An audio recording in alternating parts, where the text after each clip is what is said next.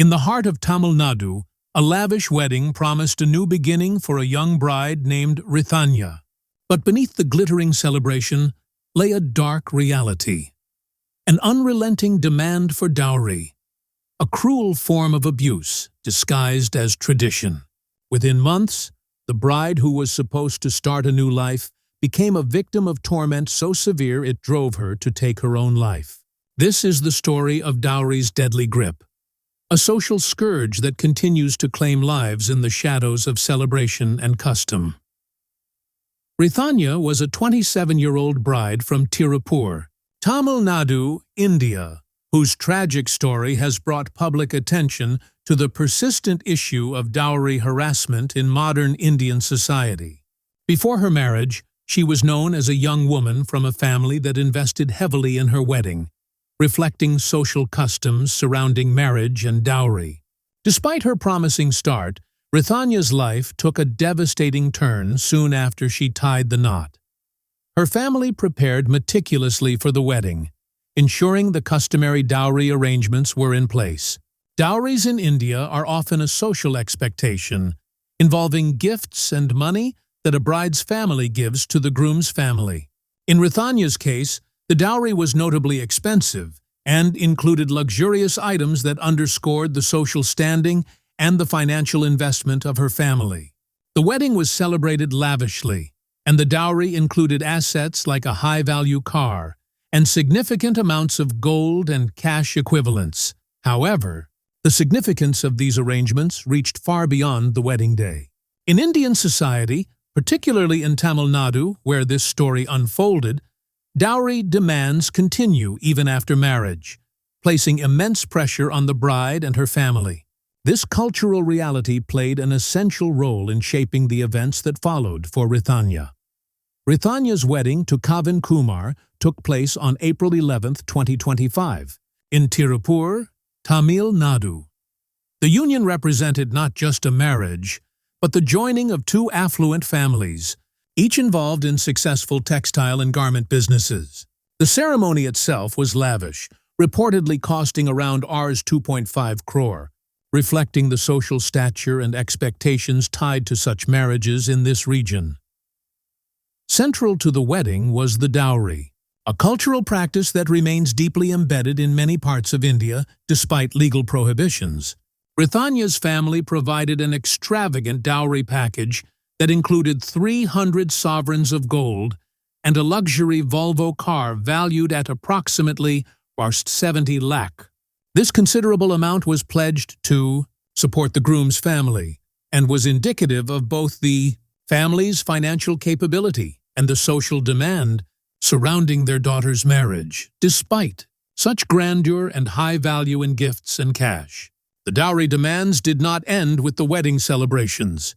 Reports soon emerged that the groom's side expected an additional 200 sovereigns of gold, continuing the pressure to fulfill ongoing obligations.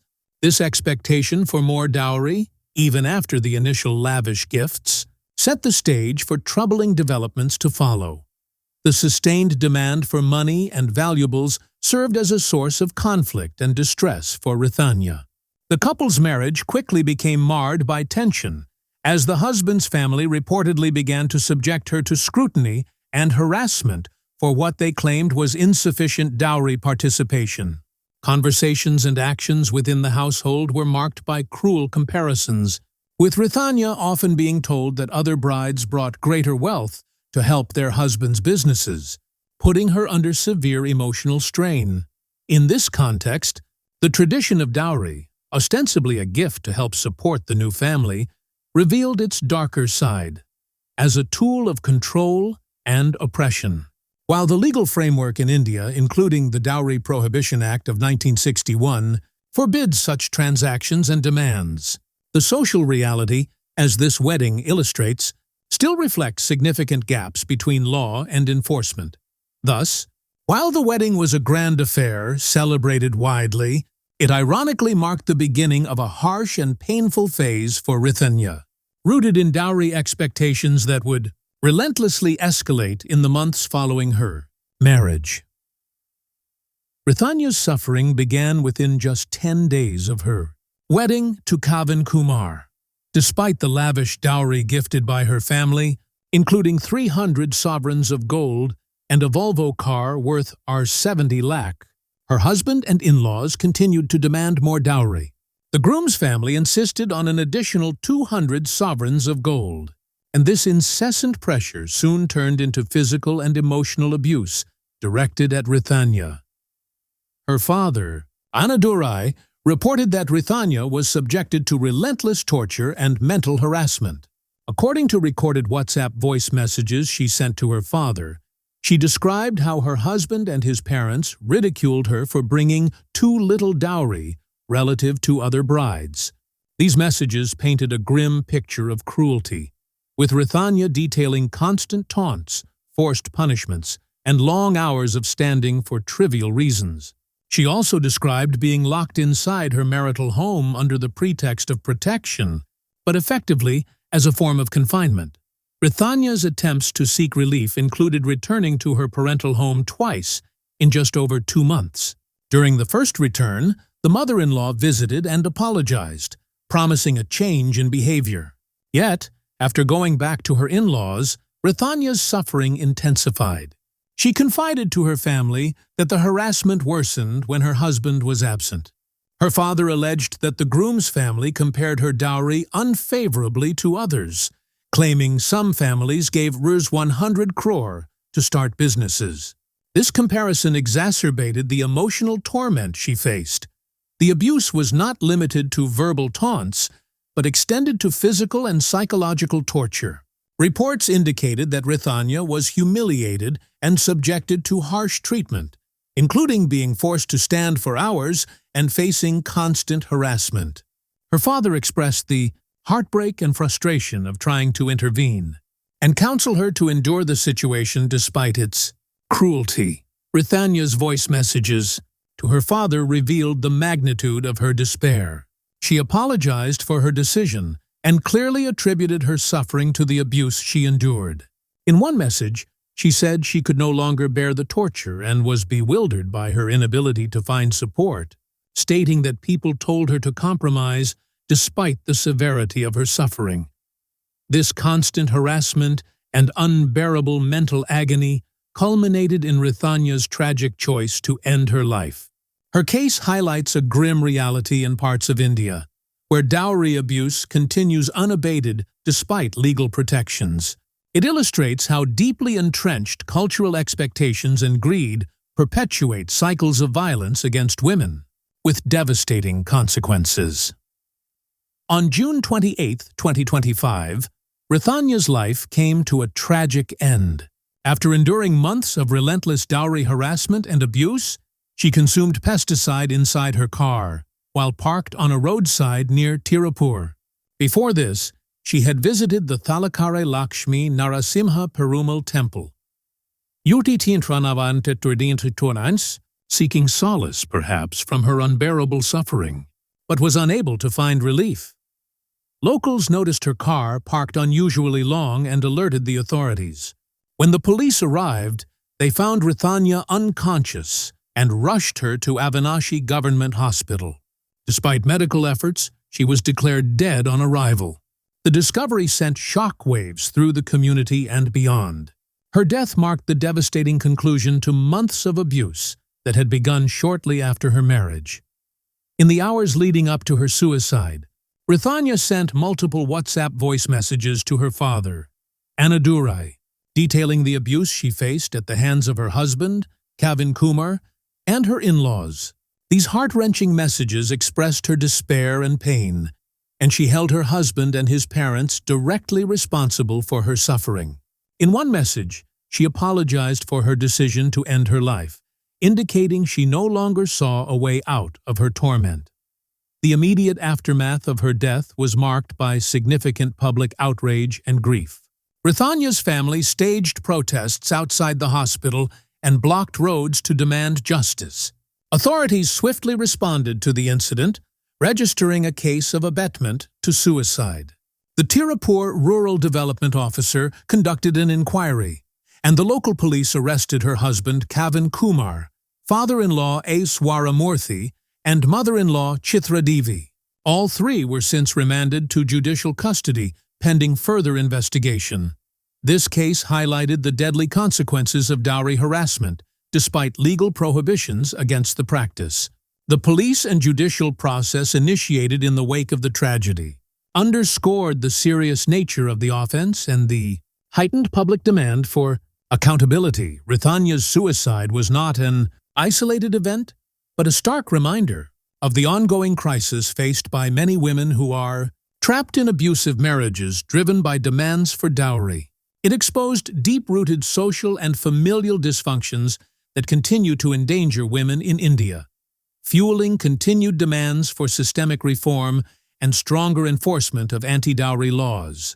The news of Rithanya's suicide quickly spread across social media platforms, particularly Instagram, where her story resonated deeply. She became widely known as the viral Instagram bride, her tragic final voice messages raising awareness about the horrors of dowry harassment and the acute vulnerability faced by many women in similar situations. Social media users expressed outrage, sympathy, and solidarity with Rithanya and her family, sparking a larger conversation beyond local boundaries. Countless posts, shares, and comments condemned the cruelty inflicted on Rithanya and called for justice. Hashtags and campaigns demanding an end to dowry abuse gained traction, amplifying the case's visibility throughout India and internationally. The viral nature of the story prompted activists and advocacy groups to highlight the widespread prevalence of dowry-related violence, urging lawmakers and enforcement agencies to take firmer action. Mainstream media outlets also picked up the story from social networks, increasing the pressure on local authorities to ensure swift investigation and prosecution. Coverage detailed the circumstances of Rithanya's marriage, the dowry transactions, the abuse she suffered, and the subsequent legal response. This comprehensive reporting helped educate a broader audience on the systemic challenges that perpetuate dowry harassment. While humanizing the victim beyond numbers and statistics, Rithanya's family became central figures in this public discourse, often speaking out to demand justice and awareness. Their protest actions, including sit-ins and road blockades, symbolized collective grief turned into activism. These demonstrations gave a voice to other families grappling with similar tragedies, fostering a sense of communal support. However, the public reaction also sparked broader questions about societal norms that uphold dowry practices despite laws forbidding them. The intense scrutiny propelled by social media spotlighted not just one case, but an ongoing social malaise. Rithanya's tragic case is part of a broader, long-standing issue in India surrounding the dowry system. Despite the Dowry Prohibition Act of 1961 and subsequent amendments aimed at curtailing dowry transactions, the practice remains ingrained in many Indian societies as a cultural norm. Dowry, initially intended as a gift to support the newlywed couple, has, in many contexts, morphed into a demand that burdens the bride's family and exposes women to serious risks. In many regions, especially in states like Tamil Nadu, where Rithanya's case unfolded, dowry demands have escalated to extravagant proportions. The economic motivations behind these demands and the associated greed by some families perpetuate cycles of abuse, harassment, and sometimes leading to tragic outcomes like suicide or dowry deaths. While the law criminalizes demanding dowry and dowry-related violence, enforcement is often weak due to social acceptance, insufficient legal awareness, and reluctance among victims and families to report abuse. This widespread practice is deeply embedded in patriarchal systems where women are seen as economic liabilities, and marriage arrangements become transactions involving substantial financial exchange. The status and wealth of families are often measured by the dowry brought by the bride, which can lead to jealousy, greed, and mistreatment if the dowry is perceived as insufficient. Rithanya's case shines a light on how these societal and systemic failures manifest in real human suffering. It reveals the dangerous consequences when social traditions collide with modern legal frameworks and human rights. The gap between legal provisions and societal enforcement allows dowry harassment to continue unabated, with many women unable to escape abusive conditions. The case also calls for urgent reforms, not only stronger laws and effective policing, but also widespread social education to change attitudes toward women and marriage. It highlights the importance of empowering women and educating communities to recognize and reject harmful practices. In essence, Rithanya's story is a powerful indictment of a broken system that still enables dowry violence. It serves as a call to action for society, government, and individuals to confront and dismantle the oppressive structures that lead to such tragedies.